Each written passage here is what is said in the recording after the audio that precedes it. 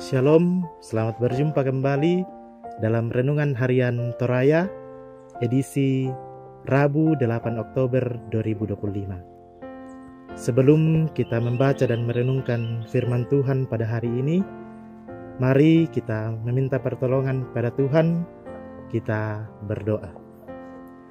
Allah Bapa dalam kerajaan sorga, terima kasih untuk setiap anugerah yang Tuhan boleh limpahkan dalam kehidupan kami.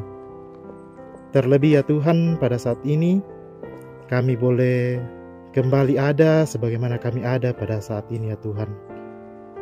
Pada saat ini kami akan membaca dan merenungkan firman-Mu. Tuntun kami dengan kuasa Roh Kudus-Mu sehingga kami boleh memahami, mengerti akan maksud firman-Mu ya Tuhan. Ya Bapa, tuntun kami dengan Roh Kudus-Mu. Dalam nama Tuhan Yesus kami berdoa. Amin. Pembacaan kita pada hari ini terambil dari Markus pasal yang ke-11 ayatnya yang ke-20 sampai 24. Firman Tuhan, pohon ara yang sudah kering, nasihat Yesus tentang doa. Pagi-pagi ketika Yesus dan murid-muridnya lewat, mereka melihat pohon ara tadi sudah kering sampai ke akar-akarnya. Lalu teringatlah Petrus dan berkata kepada Yesus, "Rabi, lihatlah pohon ara yang kau kutuk itu sudah kering." Yesus menjawab mereka, "Percayalah kepada Allah.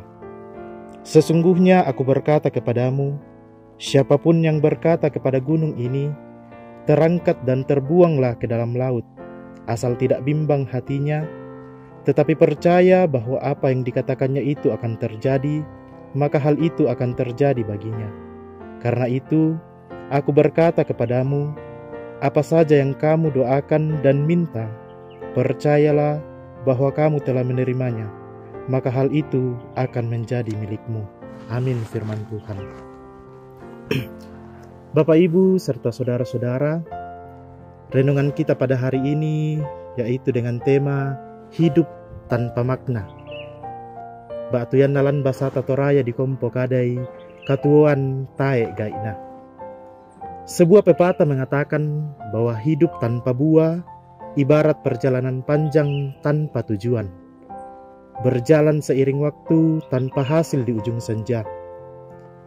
Pembacaan kita dalam Markus pasal 11 ayat yang ke-20 sampai 24 menggambarkan tentang keberadaan umat Israel yang hidupnya bagikan pohon ara yang kering dan yang tidak menghasilkan buah.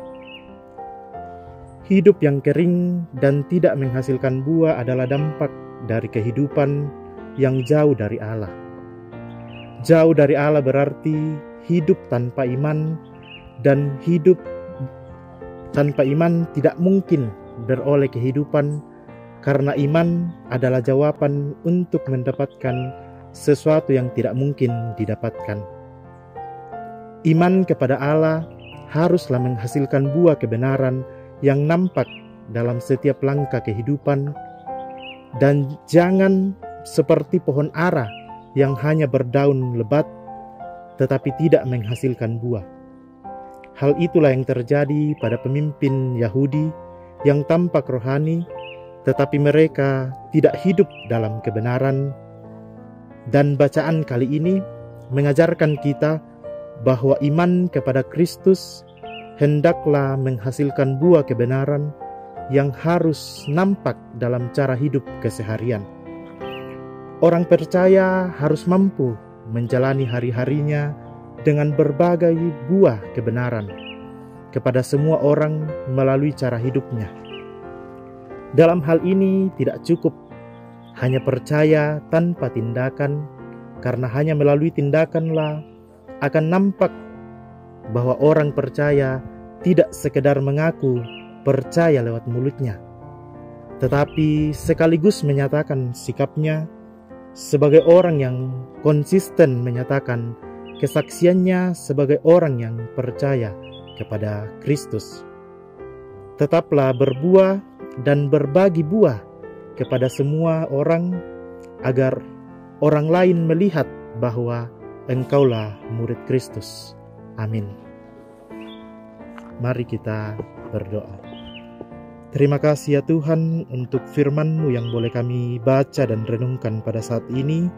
Dan ajarlah kami ya Tuhan untuk berbuah dalam kehidupan kami dan terus berbagi buah sebagai kepercayaan kami kepadamu ya Tuhan. Ajar kami ya Tuhan untuk terus berbagi buah-buah Kristus dalam kehidupan kami. Ya Bapa, ini menjadi doa kami. Kami sampaikan melalui anak Yesus Kristus, itulah Tuhan dan Juru Selamat kami yang hidup. Amin.